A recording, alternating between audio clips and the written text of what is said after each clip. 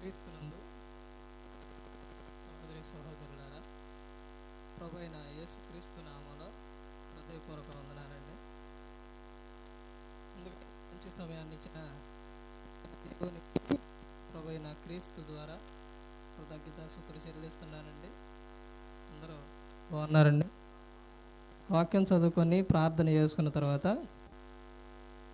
పాఠంలోనికి వెళ్దామండి. మార్క్ గారు రాసిన సువార్త 12వ అధ్యాయం. మార్క్ గారు రాసిన సువార్త 12వ అధ్యాయం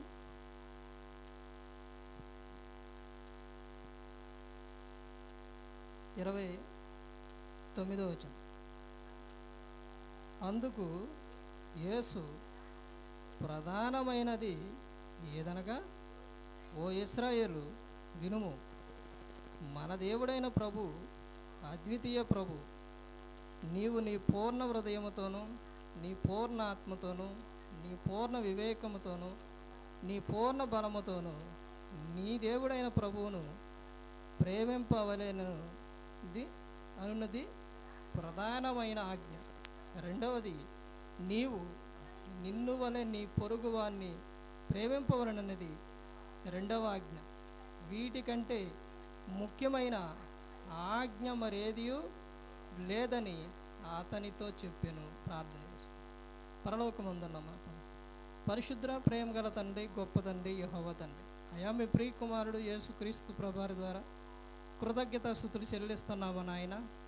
అయా వాక్యం బోధించుండగా వినివారు తండ్రి మంచి హృదయం తిని వాక్యానుసారంగా నడిచే భాగ్యం దయచేయండి ఆయన. వాక్యం బోధించుండగా ఈ లోక సంబంధమైన జ్ఞానంతో కాకుండా మీ జ్ఞానంతో మాట్లాడే భాగ్యం దయచేస్తారని మా ప్రభువైన యేసుక్రీస్తు నామమున వేడుకుంటున్నాం తండ్రి, ఆమేన్.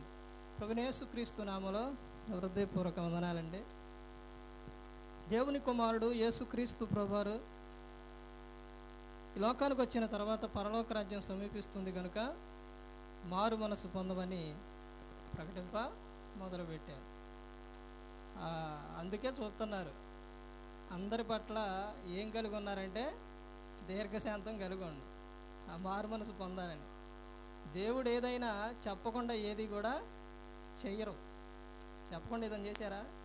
చెయ్యరు. నోవాహు దినాల్లో చెప్పే చేశారు, లోతు దినాల్లో చెప్పే చేశారు, నినేవే పట్టణం యోనా విషయంలో, ప్రకటన విషయంలో చెప్పే చేశారు.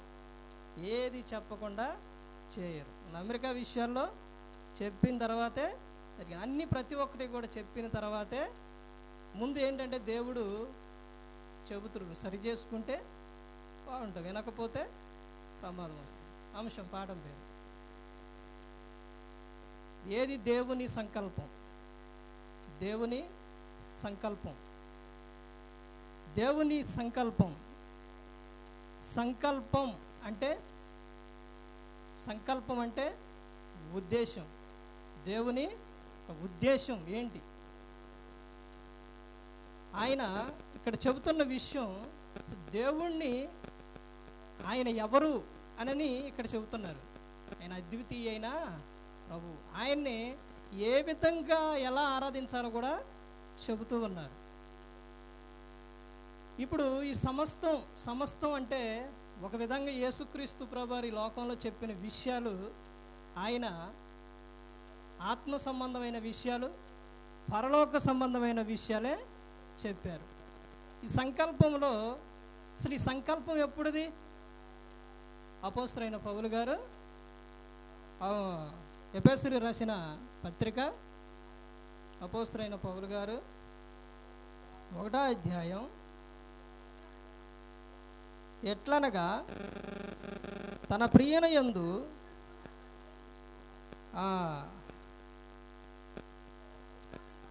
తన కృపామహిమకు కీర్తి కలుగునట్లు తన చిత్త ప్రకారమైన దయా సంకల్పము చొప్పున యేసుక్రీస్తు ద్వారా తనకు కుమారునిగా స్వీకరించుటకే మనలను ముందుగా తన కోసము నిర్ణయించుకొని, మనము తన ఎదుట పరిశుద్ధులమును నిర్దోషంలో ఉండవలనని జగత్పునాది వేయబడక మునుపే ప్రేమ చేత ఆయన క్రీస్తులో మనలను ఏర్పరచుకొనెను. ఈ సంకల్పం ఎప్పటిది? జగత్పునాది వేయబడక మునుపే. ఆ జగత్పునాది వేయబడక మునుపే ఆయన తన ప్రియుని యందు, ఎవరా ప్రియుడనంటే యేసుక్రీస్తు ప్రభువారు, తన ప్రియుని యందు మనకు ఏమనుగ్రహించారంట? ఉచితముగా మనకు అనుగ్రహించిన ఏమని చెబుతున్నారు? దయా సంకల్పం. అంటే మన పట్ల ఆయన కలిగి ఉన్న విధానం ఏంటనంటే దయ కలిగి ఉన్నారు. క్రీస్తులోనే మనలను ఆయన ఏర్పరచుకున్నారు. ఎప్పుడు? జగత్పునాది వేయబడక మునుపే ఇదిగో ఈ వ్యక్తి లోకానికి వెళ్ళాలి, ఆ లోకంలోని వాళ్ళు ఎలా ఉండాలి అని దేవుడు కోరుకున్నారండి. అంటే మీరు ఎలా ఉండాలి? బహుగా ఫలించాలి. యోహాను రాసిన పత్రికల్లో చెబుతారు కదా, ప్రియుడా నువ్వు ఆత్మలో వర్ధిల్లుచున్న ప్రకారం సౌఖ్యముగా అన్ని విషయాలు నువ్వేవాలి, వర్ధిల్లాలి. అన్ని విషయాల్లో వర్ధిల్లాలి. మాట విషయాల్లో, ప్రవర్తన విషయాల్లో, వాక్యం విషయంలో, ప్రార్థన విషయాల్లో, అన్ని విషయాలు నువ్వేవాలి, వర్ధిల్లాలి అని చెప్తాను. దేవుడు మనిషికి తన ఆత్మ సంబంధమైన ప్రతి ఒక్కరికి కూడా ఆశీర్వాదం ఇచ్చిండు. పైన చెప్తున్నారు చూడండి, 3వ వచనం, మన ప్రభువైన యేసుక్రీస్తు యొక్క తండ్రియగు దేవుడు స్తుతింపబడును గాక. ఆయన క్రీస్తునందు పరలోక విషయములలో ఆత్మ సంబంధమైన ప్రతి ఆశీర్వాదమును మనకు అనుగ్రహించును. ఆత్మ సంబంధమైన ప్రతి ఆశీర్వాదం దేవుడు మనకు అనుగ్రహించి ఉన్నారు. ఏది దేవుని సంకల్పం అని అంటే ఇక్కడ చెబుతున్నారు కదా, ఎట్లనగా తన ప్రియుని యందు తాను ఉచితముగా మనకు అనుగ్రహించిన తన కృపా మహిమకు కీర్తి కలుగునట్లు. కీర్తి కలుగునట్లు ఎవరికి? ఎవరికంటే యేసుక్రీస్తు ప్రభువారికి. తనకు కీర్తి కలుగునట్లు తండ్రి అయిన దేవుడు క్రీస్తులో మనల్ని ఏర్పరచుకున్నారు. అంటే క్రీస్తులోనికి బాప్తిస్మం పొందిన వారు ప్రతి ఒక్కరూ కూడా క్రీస్తుకి మహిమకరంగా, దీవెనకరంగా, ఆశీర్వాదంగా ఉండాలి అని చెబుతున్నారు. ఆయనకు కీర్తి వచ్చే విధంగా ప్రవర్తించాలి. తండ్రి అయిన దేవుడు ఆదిలోని ఎవరినైనా కానీ సృష్టిలో ప్రతి ఒక్క విషయాల్లో కూడా దేవునికి మహిమ వచ్చే విధంగా చేశారు. ఫరోకి కఠినమైన మనసు ఇచ్చింది ఎందుకంటే ఎందుకు కలుగు చేశారు? ఆయనకు మహిమ రావడానికి. అంటే మనం మాట్లాడే విషయాల్లో, చెప్పే విషయాల్లో, పనుల విషయాల్లో దేవునికి ఏమి రావాలి? మహిమ రావాలి. హేరోదు నిలబడి మాట్లాడేటప్పుడు అక్కడ ఉన్న వాళ్ళు ఏమన్నారు? ఇది దైవ స్వరమే కానీ ఇది మానవ స్వరం కాదన్నారు. వెంట దేవునికి మహిమ వచ్చిందా? మహిమ రాలా. దేవునికి మహిమ వచ్చే విధంగా ఉండాలి. అంటే యేసుక్రీస్తు ప్రభువారికి ఏమి రావాలి? కీర్తి కలుగునట్లు. తర్వాత ఏమని చెప్తున్నారంటే తన చిత్త ప్రకారమైన దయా సంకల్పం చొప్పున యేసుక్రీస్తు ద్వారా తనకు కుమారులుగా స్వీకరించుటకై మనలను ముందుగా తన కోసము నిర్ణయించుకొని మనము తన ఎదుట పరిశుద్ధులము. తన ఎదుట ఎలా ఉండాలి? పరిశుద్ధంగా ఉండాలి. పరిశుద్ధత విషయాల్లో పరిశుద్ధాత్ముడు రాజీ పడడం. అర్థమవుతుందండి? అపోస్తుల కార్యాలు 5వ అధ్యాయం 1వ వచనంలో మనకు అక్కడ కనబడుతుంది. అబద్ధం ఆడితేనే ఇది అయిపోయారు. అర్థమైందండి? పరిశుద్ధులుగా జీవించాలి. మిమ్మల్ని దేవుడు మనల్ని ఈ లోకంలో నియమించింది, ఏర్పరచుకుంది, పిలిచింది. మీరు ఎందుకండి? ఉగ్రత పాలవుటకు కాదు. మీరు పరిశుద్ధులుగా ఉండుటకే నేను మిమ్మల్ని ఏర్పరచుకున్నాను. దేవుడు ఎవరనంటే పరిశుద్ధుడు. పరిశుద్ధుడు కాబట్టి యేసుక్రీస్తు ప్రభువారిలోని తండ్రి అయిన దేవుడు మనలను ఏర్పరచుకొని ఉన్నారు. తర్వాత ఏమని చెబుతున్నారంటే స్వీకరించడం మనల్ని ముందుగా తన కోసము నిర్ణయించుకో మనము తన ఎదుట పరిశుద్ధులము నిర్దోషమునే ఉండవలనని జగత్పునాది వేయబడక మునిపే ప్రేమ చేత క్రీస్తులో మనలను ఏర్పరచుకొని ఉన్నారు. ఎలా ఏర్పరచుకున్నారు? ప్రేమ చేత క్రీస్తులో ఏర్పరచుకున్నారు. సంకల్పం ఎప్పుడుది అని అంటే జగత్పునాది వేయకముందు. ఈ సంకల్పం ఎవరిది అని అంటే తండ్రి అయిన దేవునిది. సంకల్పం ఎవరి చిత్తం అని మనం చెబుతున్నారంటే చూడండి 11-12 కలిసి ఉంటే చూడండి. పౌలు గారు ఎఫెసీయులకు రాసిన పత్రిక 1వ అధ్యాయం. మరియు క్రీస్తునందు ముందుగా నిరీక్షించిన మనము తన మహిమకు కీర్తి కలుగు చేయవలని దేవుడు తన చిత్త ప్రకారమైన సంకల్పమును బట్టి మనను ముందుగా నిర్ణయించి ఆయన యందు స్వాస్థ్యముగా ఏర్పరచును. ఆయన తన చిత్తానుసారముగా చేసిన నిర్ణయం చొప్పున సమస్త కార్యములను జరిగించుచున్నాడు. సమస్త కార్యములు ఇది ఎవరి చిత్తం అని అంటే దేవుని చిత్తం. తర్వాత సంకల్పం ఎందుకు అని చూస్తే పైన వచనాల్లో చూసామండి. ఒకటి నుంచి అక్కడ మొత్తం కూడా 1వ అధ్యాయం 1వ వచనం నుంచి చూస్తే సంకల్పం ఎందుకొరకు? దేవుని సంకల్పం అంటే దేవుని మహిమ పరుచుటకు. మన ద్వారా ఏమి రావాలి? ఆయనకు మహిమ వచ్చే విధంగా మనం జీవించే విధంగా ఉండాలి ఏది చేసినా. తర్వాత సంకల్పం నెరవేర్చుటకు ఎట్టివారు కావాలను? దేవుని సంకల్పం నెరవేర్చుటకు ఎట్టివారు కావాలి? తిరిగేవాళ్ళు, లేకపోతే ఇంకా రకరకాలు చాలామంది చాలా పేర్లు ఉండేలే. కానీ సంకల్పం, దేవుని సంకల్పం నెరవేర్చుటకు ఎట్టివారు కావాలని దేవుడు కోరుకున్నారంటే క్రీస్తులో ఏర్పరచుకునేటప్పుడు ఏమని చెప్పారు? పరిశుద్ధులను, నిర్దోషులను, తర్వాత వాళ్ళు నిష్కళపటములుగా ఉండాలి. అర్థమవుతుందండి? వీళ్ళు కావాలి దేవుని సంకల్పంను నెరవేర్చుటకు. సంకల్పం ఎవరి ద్వారా ఏర్పరచును? ఈ సంకల్పం అంతా కూడా ఎవరి ద్వారా ఏర్పరచును అని అంటే క్రీస్తు ద్వారానే ఏర్పరచు. ఆయన లేకుండా ఏదన్నా ఉందా? ఏదన్నా చేశారనంటే యేసుక్రీస్తు ప్రభువారు లేకుండా ఏది కూడా చేయలే. అలా ఈ అధికారం, ఇంత అధికారం ఇచ్చింది ఎవరు? తండ్రి అయిన దేవుడే. అర్థమైందండి? ఇప్పుడు మనం ప్రార్థన చేసేటప్పుడు ఎలా చేస్తారు ప్రార్థన? పరలోకమందున్న మా తండ్రి అని మొదలు పెడతారు. మొదలుపెట్టి ఎవరి ద్వారా అడుగుతున్నాం? కుమారుని ద్వారా, యేసుక్రీస్తు ప్రభువారి ద్వారా అడుగుతున్నాం. ఇప్పుడు ఒక అధికారం ఉండండి, ఒక అధికారం ఉందనుకోండి. ఆ అధికారికి మనకు గృహం కావాల్సి అప్లికేషన్ పెట్టుకున్నాం. ఇప్పుడు ఆ అధికారి దగ్గరికి వెళ్ళి, ఎమ్మెల్యే లేదా పేర్లు ఉంటాయి కండి, వాళ్ళ దగ్గరికి వెళ్ళి ఎమ్మెల్యే దగ్గరికి వెళ్ళి అప్లికేషన్ పెట్టుకొని తీసుకెళ్ళి ఆయనకి ఇవ్వడంతోనే ఆయన నీకు ఇల్లు కావాలా తీసుకో, పెట్టుకుని ఒక ఇచ్చావు కదా కట్టుకొని ఆయన కట్టుకో అని అంటాడా? అనడు. పెట్టిన తర్వాత, ఇచ్చిన తర్వాత, ఆ తర్వాత ఎవరిని అడుగుతారు? ఇతను ఎవరో అంటే ఇతను మన పార్టీయా కాదా లేకపోతే ఇవన్నీ మొత్తం ఉంటాయి కండి.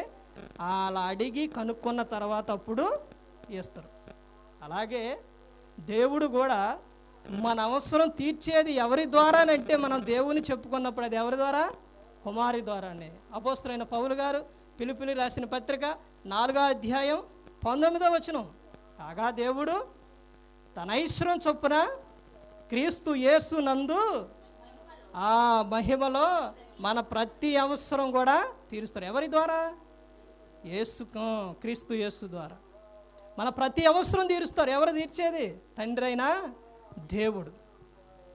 యేసుక్రీస్తు ప్రభువారు చెబుతున్నారు, నేనే మార్గం, నేనే సత్యం, నేనే జీవం, నా ద్వారానే ఎక్కడికి వస్తారు? పరలోకం తండ్రి యొద్దకు వస్తారు అని చెబుతున్నారు. సంకల్పం ఎప్పుడు నెరవేరును అని చెబుతున్నారంటే కాలము సంపూర్ణం అయినప్పుడు. గలతీయులకు రాసిన పత్రిక 4వ అధ్యాయం 4వ వచనం. అయితే కాలము పరిపూర్ణమైనప్పుడు దేవుడు తన కుమారుని పంపెను. ఆయన స్త్రీయందు పుట్టి మనం దత్తపుత్రము కావాలనని ధర్మశాస్త్రమునకు లోబడి ఉన్న వారిని విమోచించుటకై ధర్మశాస్త్రమునకు లోబడిన వాడాయను. ఎప్పుడు వచ్చిండు కుమారుడు? కాలము పరిపూర్ణమైనప్పుడు దేవుడు తన కుమారుణ్ణి పంపించింది. అప్పుడు స్త్రీ యందు ఆయన పుట్టి ఉన్నాడు. మార్కు సువార్త 1:14-15 వచనాల్లో కూడా కనపడుతుంది. దేవుని సంకల్పం ప్రతి ఒక్కరు కూడా ఎలా ఉండాలి అంటే పరిశుద్ధులుగా, నిర్దోషులుగా, నిష్కపటములుగా ఉండాలనే దేవుడు కోరుకున్నారు. ఇదంతా కూడా ఎవరి ద్వారా చేశారు అని అంటే క్రీస్తు ద్వారానే చేశారు. ఆయనకు మహిమకరంగా, దీవెనకరంగా ప్రతి ఒక్కరు కూడా జీవించాలి.